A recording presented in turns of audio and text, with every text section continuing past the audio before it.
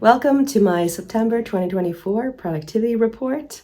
I am in Los Angeles today in another Airbnb, and you're going to get to hear more about what I'm doing here next month. But today we're going to talk about my September, which was spent in Germany, Denmark, and Sweden.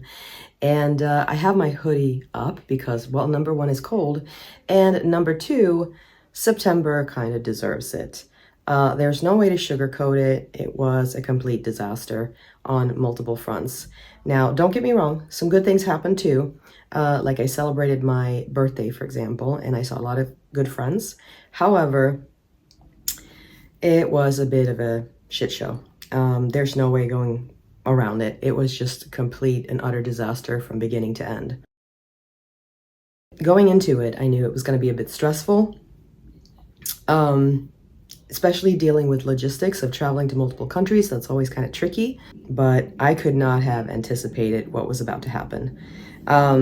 It hit me like a ton of bricks, and I was in a very somber mood all month, apart from the first few days of the month. So I traveled to Germany and I saw a lot of good friends and family, and then took the train from Munich up through Denmark and then into Sweden to go home. And up until then, we were kind of okay. But then once I got to Sweden, a lot of things just started kind of unraveling. So one of the things that happened is that I had not one, not two, not three, but four different friends lose family members. And obviously that contributed to my mood. We lost a pet. It was just a very heavy month. So when you're not feeling 100% yourself and then you have to support friends who are going through grief and loss, that's just even harder. So it was just an incredibly difficult month for me. And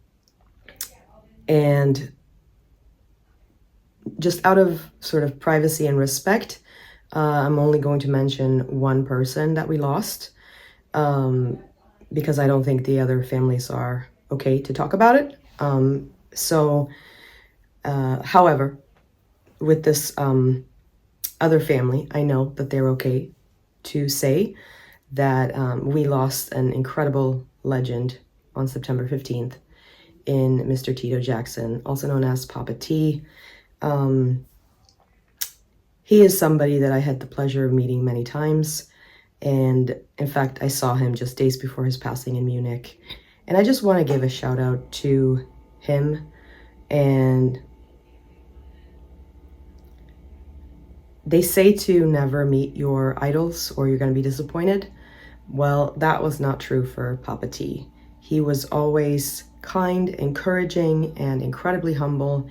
And on top of that, he raised three incredible men that I happen to absolutely adore.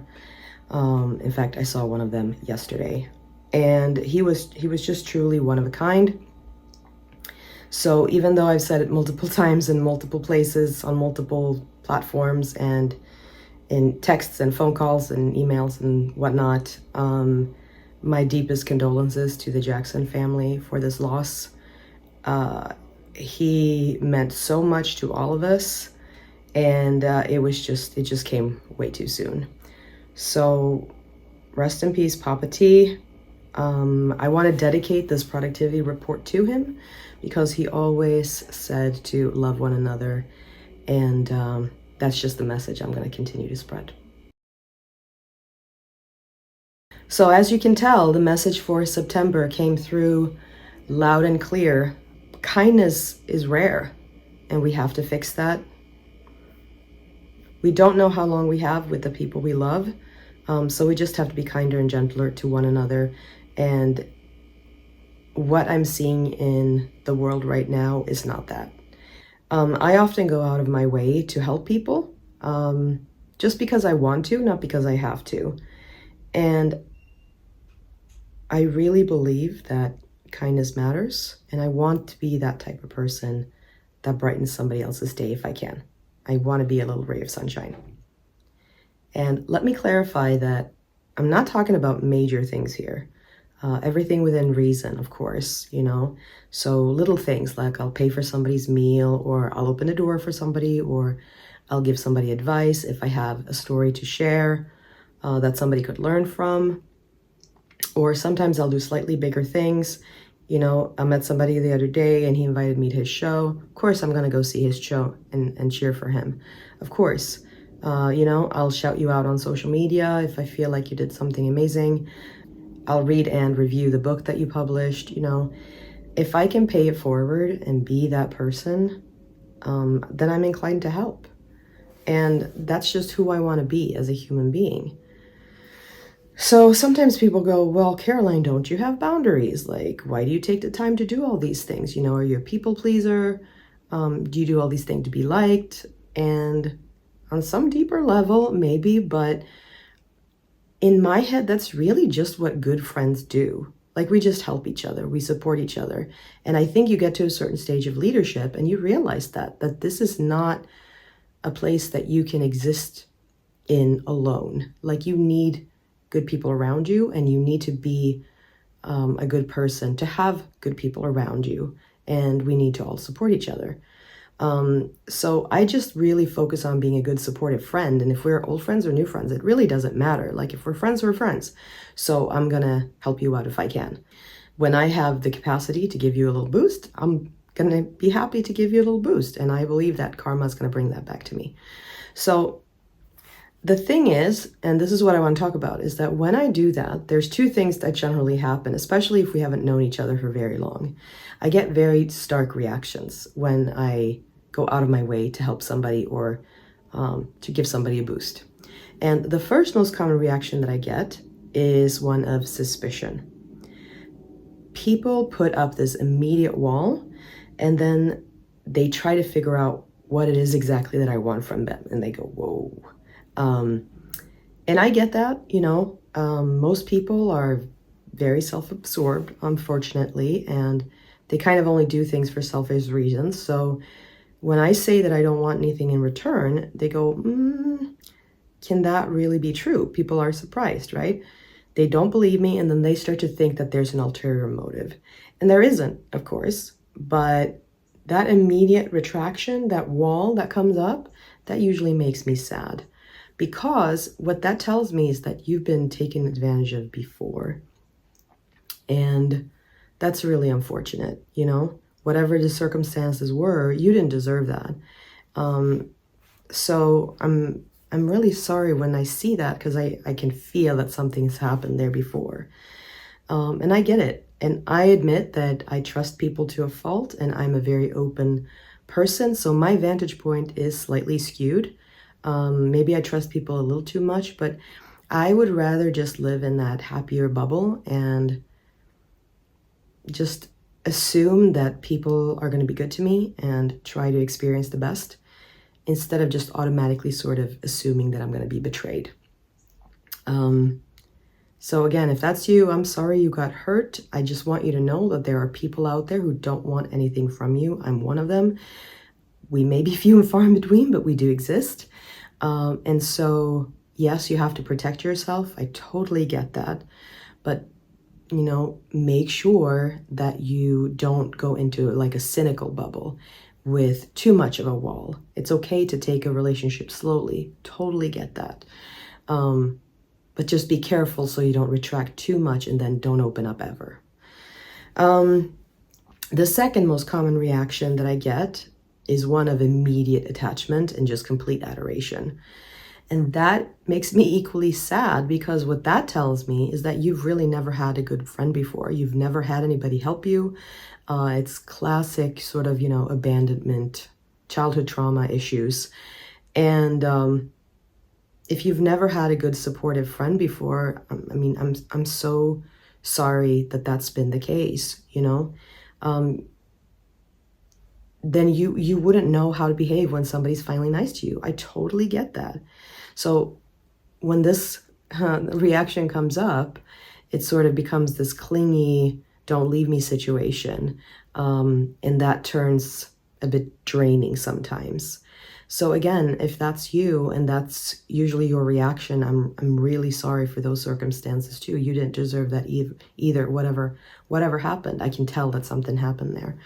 And long story short, I really just want to say that no matter what extreme reaction I get, I find them completely unacceptable. And by that, I mean that I wish that things were different. Like, neither reaction should even exist, you know? The fact that they do are clear signs that the people like me who are responsible and considerate, like, we just need to step up and be louder, because no one deserves to be treated poorly, abandoned, abused, used, bullied, I mean, period. And with what's going on in the world today, I just wanted to say this out loud. Like, can we all please do better and not be juvenile here? Can we all please just act like normal human beings and be kind to one another? We have to make kindness less rare. What's going on right now is absolutely ridiculous.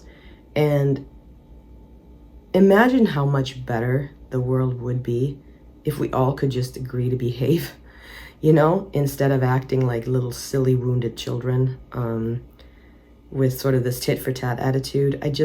It's just draining for everybody. And yes, you'll say I'm naive and idealistic, and I know I am, okay? But I really would love us to make that shift, and I don't think I'm the only one. So I'm going to continue to fight for it and choose to spread happiness while I do so, because I really feel like we all deserve it. And as Papa T would say, let's love one another. All right, so let's not talk about my stats, because I still want to get to that. How productive was I in September 2024? Despite all these personal setbacks, I was actually very productive. We had a lot of big projects that came to a close, and even though we didn't finish all of them, we made a lot of progress, and a lot of them wrapped in October. So we made a lot of big strides forward, actually. And what was even more interesting was that all of the projects that I did were related to marketing. And that's a really good sign, because that means I'm spending my time in the right place. As the leader and the owner of my company, that is where I should be spending my time, getting out there, talking about it, marketing, promoting, all that. That's where I really should be focusing my time. And fulfilling the services and offers in my business at this point is actually fairly simple, because I've set it up that way, and I'm really proud that that's working. So I have my private one-on-one calls, and then I have the support and coaching calls for my online courses, and I have quite a few of those. But because I limit my private coaching to about 8 rolling clients per month, that only comes out to about 2-3 calls per week at most. And then just a few other support things, of course. So between that, I actually have plenty of space to work on my marketing. And at this point, it consists of 3 main things. Number 1 is running promotions.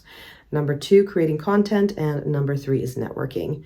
And running promotions only happens a few times a year, so it's really not a big thing there. It's seasonal. The second 2, content creation and networking, are the main 2 places where I spend my time. But with all the fun networking that I do and these productivity reports, actually a lot of content ideas are born from that. So I'm incredibly happy the system is working. I've designed it to perfection so that I can manage my time well. And as an entrepreneur, it's just beautiful to see when that's actually working. So I felt very productive despite having all of these losses in September. And I completed a total of 5 projects. My monthly goal has been 3, so that's 2 more than I needed to do, and that was great. I love it when I can exceed my goals in a really good, positive way. 2 of the projects were much bigger. Again, they were all marketing, but 2 of them just took a lot more time and energy than the others. And both of them put together resulted in 38 new videos for YouTube. And they were created with long-term promotion in mind. So the first one was, you may have seen it, was a video update to my free course called The Organizing Formula. And that's available now on YouTube as well as over in my academy. And that was my favorite project this month, so I'm going to talk about it more in just a moment. But I just want to mention the second project too. That was also really fun. That was a conversation with my dear friend and client, Anna Murray. She has two companies, Paternity and Spirals, and she's just a brilliant, brilliant entrepreneur. We did a new episode of Creative Conversations together, which is sort of one of my series where I just kind of talk to people that I enjoy talking to, and a lot of takeaways come out of it. And so between the full video and all the shorts that I made from that, we got a lot of traction on that. Some of the other projects, the other three, were more for short-term promotional gains. I did a webinar for B&H Photo. That was very popular, and I'll link to that underneath. And then I did a lot of press as well. So I got some new features in. And so those were kind of more compact in nature and took up less energy, still got really good ROI on them. My favorite project this month was finally wrapping up the video version of my free course, The Organizing Formula. This is the first course I ever wrote. It came out in 2015. Obviously, I've updated it since then, but it's been a fan favorite for many years, and it's been an incredible lead magnet for my business. Because it's free, it's obviously been the most popular, aside from DPO Pro, which is a paid course. But yeah, it's always been an email course or like a written course. So I felt like it was time for an upgrade. I really wanted to make it a video course, and I wanted to make it more accessible to everybody. So I recorded it twice, once during the summer while I was here in LA, and then once when I got back to Chicago. And the Chicago version wasn't perfect, but it was better sound-wise. So that's the one I went with. The one I did in LA, the sound just didn't turn out good, and it's just easier to sit through something where the sound is good. So I went with the one in Chicago, and that's the one I published. The purpose of the Organizing Formula, so if you haven't taken it, make sure you sign up. It's to help the audience understand what the difference is between getting organized and becoming systematized. Those two things are very different. And it's quite a stark contrast once you have all the fundamentals in place and you see and understand how it really works. So the reason it's free too is because it's meant to help lighten the load for all those entrepreneurs out there who sort of wear all the hats, all the people who need a little bit of help in the beginning to get their business off the ground, get it started, get it running, and, understand how systems work and how being organized helps you achieve your goals. You don't have to be born organized in order to succeed. In fact, you're not. And that's something you learn along the way, and that's really what this is meant to showcase. So if you haven't signed up, I really encourage you to do it now.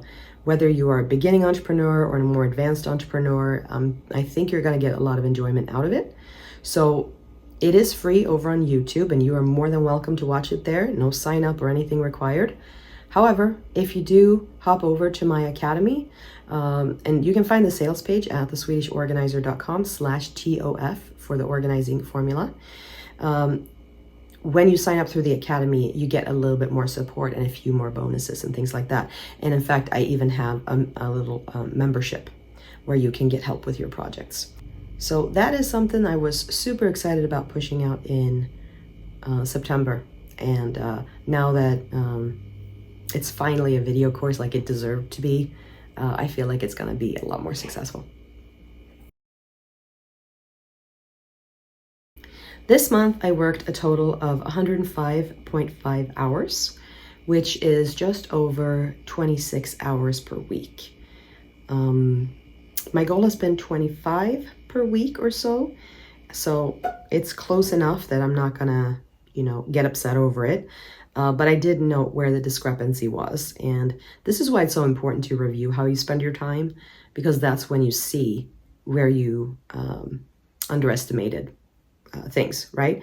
And for me, it was in post-production for the Organizing Formula, because last minute, I decided to add captions to all of the videos. I wasn't gonna do that. I was actually gonna do more visual editing on it, And then at the very end, that just became too heavy. So in order to make the videos a little bit better, more easy to understand for people maybe who aren't native English speakers or people who aren't super familiar with organizing and whatever, I decided to add captions. And so even with AI and all of that, that took a bit of extra editing time. Some people are okay with just sort of letting the AI run and have the occasional spelling error and, you know, this and that. That's not who I am. If I'm going to put something out, it's going to be with attention to detail. So I went ahead and, yes, I did run AI, but I did edit and check that everything is correct. So hopefully I caught it all. But that proofing just took a few extra hours. So that's okay. It's worth it. At least now I'm happy with the result. In September, I captured 1,724 photos and videos, and I saved 1,506 of them.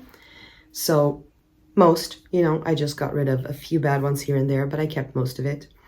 On most months, I cull, I edit, I organize everything perfectly fine. This month, I did call and share with some of the people that I met, but I did not organize any of them at all. In fact, I still haven't done that. And that's because quite a few of those photos and videos had people that we lost in them. And I don't feel ready to tackle them just yet. So I'll probably do that when I'm back in Chicago.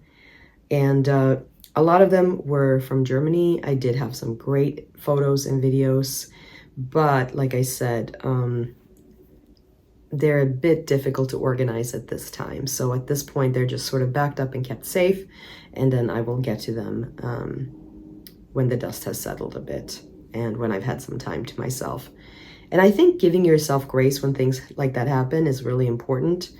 And it's why us as photo organizers love to step in and help people who've had a loss, because we know how painful it can be to try and deal with those photos right away. It's not easy.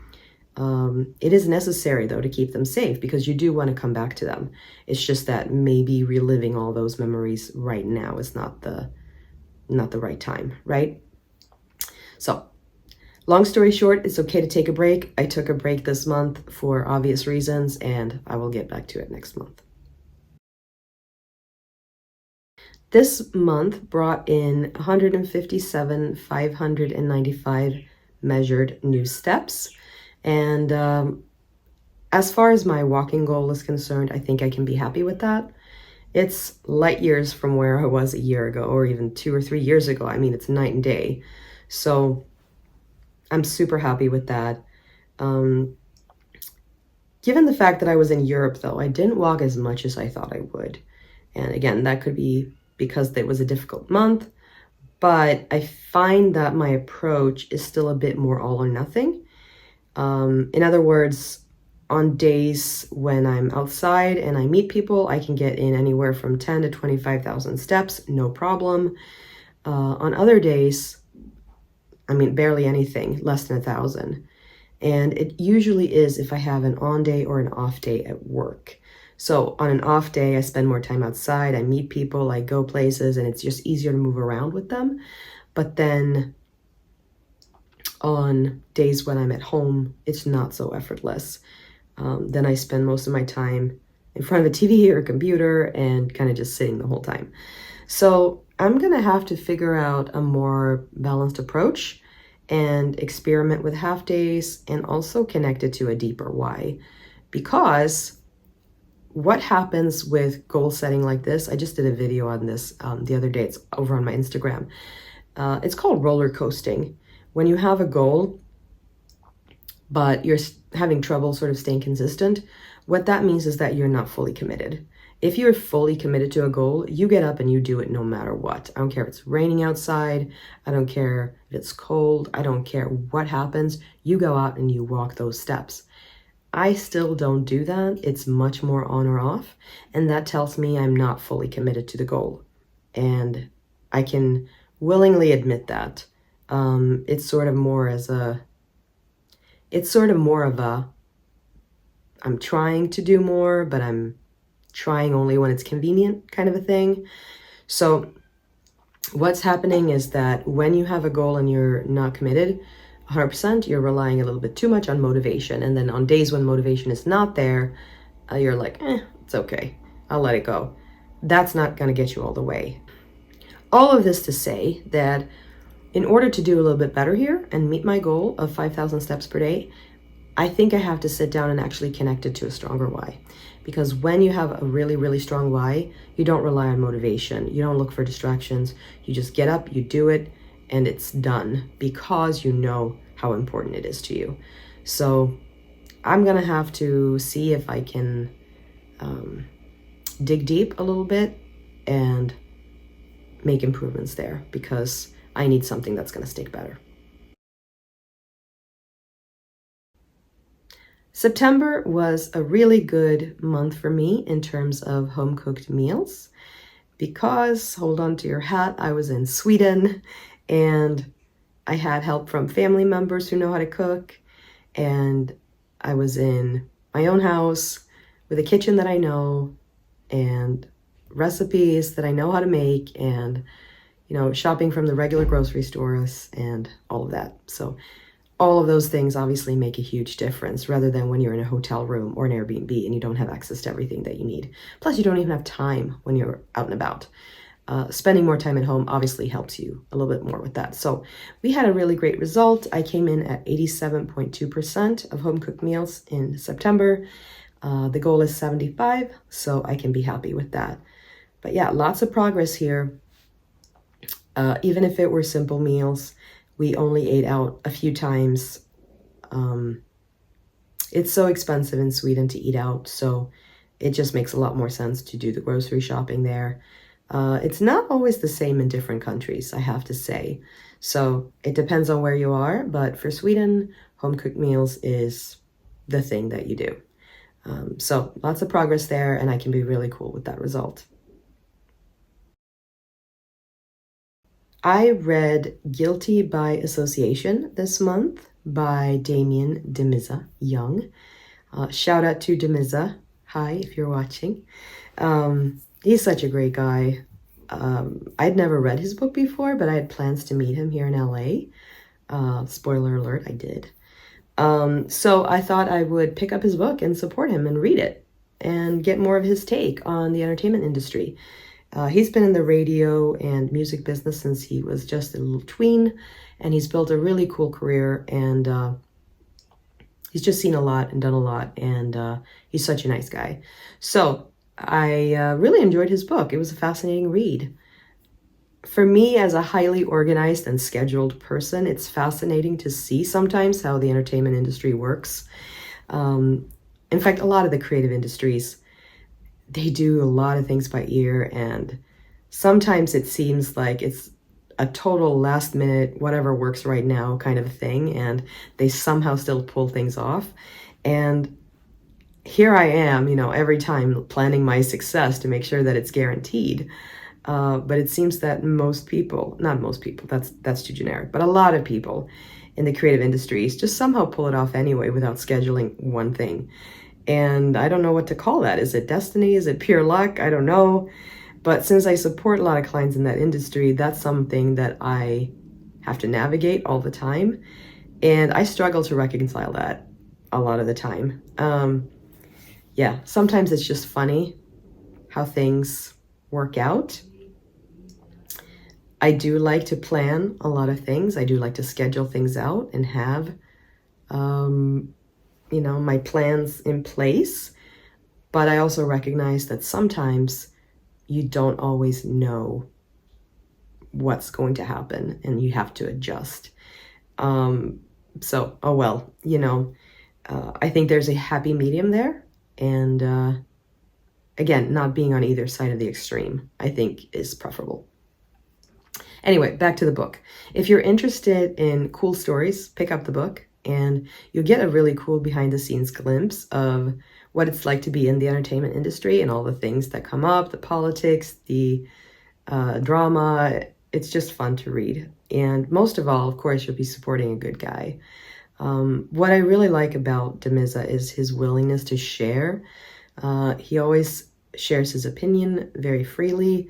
He can have really good open discussions on any given topic. Whether you agree with him or disagree with him, he's always courteous, and he takes care of the people around him without any ego. And there's a lot to be said for that alone. So thank you for all you do, Demiza. By the way, you're a cool guy. I really appreciate you, and that was a really fun book to read. So if you haven't read it, pick it up. In September, I brought back Fika with Caroline, which is like my little online dating system, I guess you can call it. So every month, I open up a few slots on my calendar to just chat with whoever wants to sign up for it. And you have to be on my mailing list in order to get that email to sign up. Like that's the deal. So I spoke with 3 really cool ladies. I spoke with Deborah, Valerie, and Cheryl, and those are all 3 amazing women who've taken me up on some of my business offers. So a lot of them have been in quarterly planning or in my courses, and it was just fun to kind of get to know them a little bit better outside of work.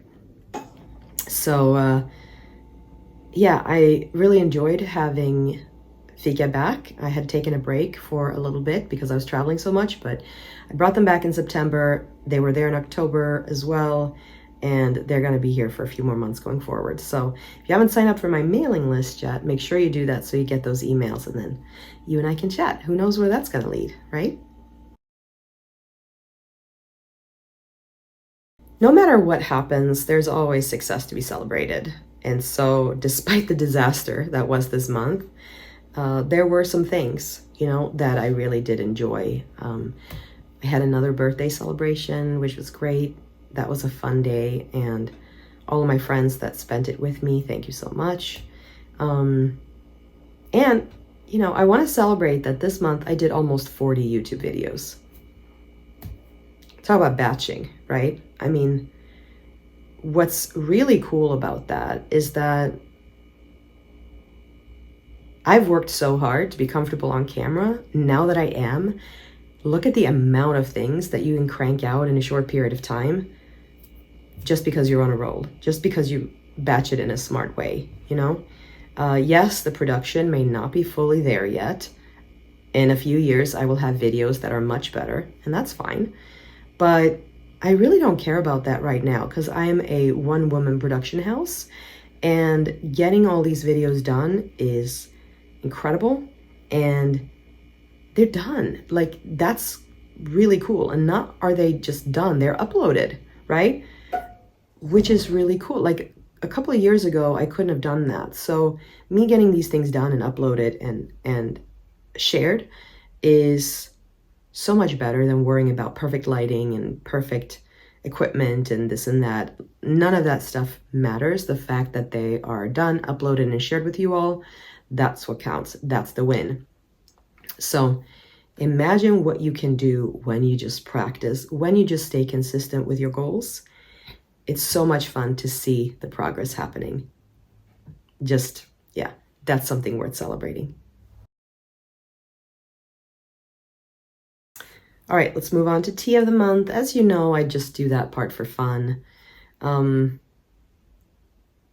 Because September was such a cranky month, I'm actually recommending a tea that fits the mood a little bit. Now, I'm not going to be a Debbie Downer or anything, but there is a tea called the Feel Better Blend.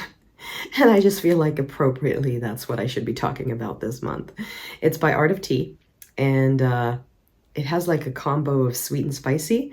So it's got a bunch of Ayurvedic herbs in it, and it's got citrusy notes, but it has a really cool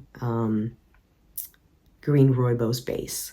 So it's got like linden flowers, orange peel, cinnamon, fennel, elderberries, licorice, raspberry, neem, chili pepper. If you like any of those types of flavors, if you like a bit of spicy, you might actually like this blend. So again, it's by Art of Tea online, and I'm not a huge fan of licorice, I have to admit, but every now and then I do like this one, and I think it's the green rooibos that works for me. Green rooibos is one of my favorite types of tea. So this one I'm okay with, and I just felt like it was the perfect fit for this month. So I'll link to that below. If you need a pick-me-up, give that one a try. I think you'll enjoy it. And as usual, before I wrap up, let me just say that you have to measure what matters.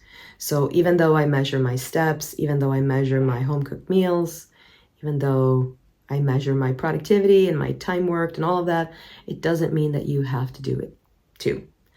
All of our goals are individual, and all of our milestones are individual, and you have to measure what matters to you. So you do not have to track the same metrics I do to be productive. Absolutely not. You have to set your own goals and figure out what you should be tracking in order to make progress in your own life and business.